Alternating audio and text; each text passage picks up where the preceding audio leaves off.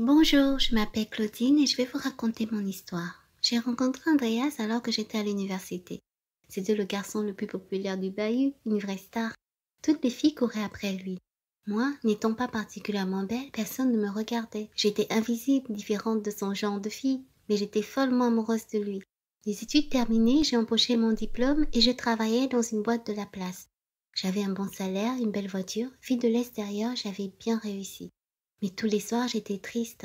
Il me manquait un homme dans ma vie. Ne me sentant pas belle, j'ai commencé à désespérer de me marier.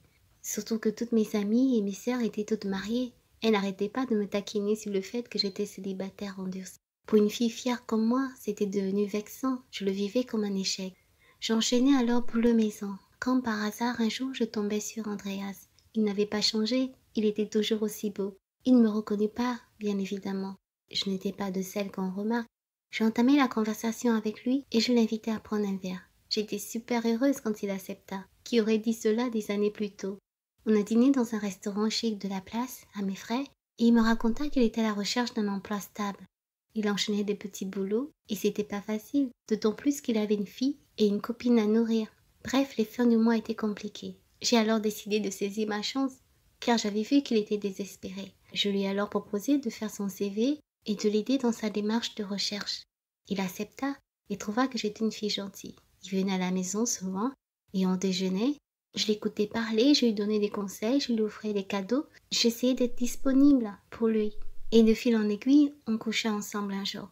Nous avons commencé à nous fréquenter. Et peu de temps après, je lui proposais de venir habiter chez moi, de laisser femme et enfants. Il accepta. Sa copine était complètement désemparée. Elle n'arrêtait pas de téléphoner à la maison, de faire du scandale, m'implorant parfois de penser à sa fille, mais je n'y fis rien. J'avais enfin atteint mon objectif. Mon rêve se réalisait. J'étais aux anges, je le voulais lui, et je ne devais faire aucune concession. Je voulais vivre mon rêve de Cendrillon, sauf que moi, mon prince, il était fauché comme un rat. Il a alors aménagé à la maison, et même si on n'en parlait pas, il était clair que je devais subvenir à ses besoins. Je me suis alors occupée de lui, je lui ai payé une voiture, des vêtements, je lui ai donné l'argent de poche. Il ne travaillait pas et restait toute la journée affalé sur le canapé. 3 ans plus tard, j'ai voulu me marier. Le problème, c'est qu'Andreas n'avait ni l'argent ni l'envie de m'épouser.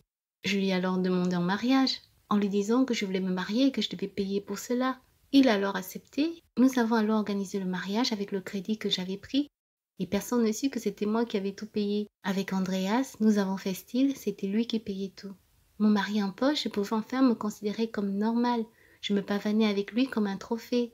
J'en devenais même hautaine et méprisant envers mes amis qui connaissaient les difficultés dans leur foyer. Je racontais à tout le monde combien mon mari pouvait être merveilleux, oh combien j'avais la chance d'avoir un mari comme lui. Je racontais à tout le monde qu'il gérait une entreprise depuis la maison, alors qu'il ne foutait rien.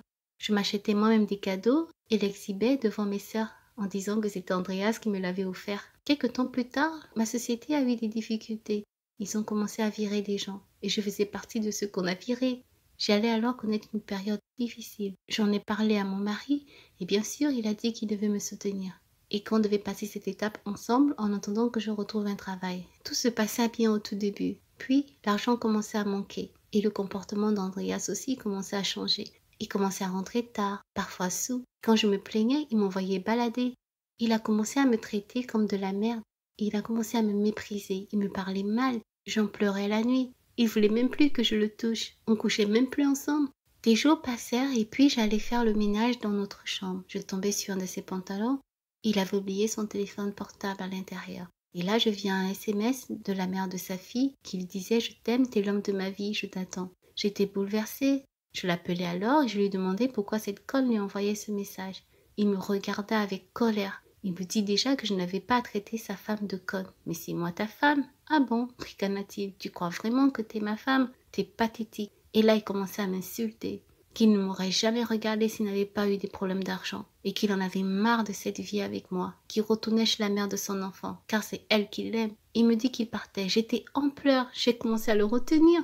Reste avec moi. Et là, il me regarda avec un regard de dédain et me dit « Pour coucher avec toi, il faut être payé. Maintenant, t'as plus d'argent, tu sers plus à rien. Je me casse. » C'était affreux. J'ai cru que j'allais avoir une crise cardiaque. J'ai alors appelé mes sœurs, elles sont venues me consoler, car j'avais vraiment peur de perdre la tête. J'ai alors expliqué tout mon problème. Ils ont commencé à se foutre de ma gueule, à ricaner. Comment as-tu pu faire une chose pareille, me dit ma sœur. J'étais mal. Aujourd'hui, si je le croise, je vais lui sauter dessus. C'est injuste après tout ce que j'ai fait pour lui. Nous sommes en procédure de divorce et il vit avec la mère de ses enfants. Et moi, je vis avec les dettes que je dois rembourser, car bien sûr, il travaille toujours pas. Voilà, ce fut mon histoire. N'oubliez pas de liker et de vous abonner à notre chaîne pour plus d'histoires.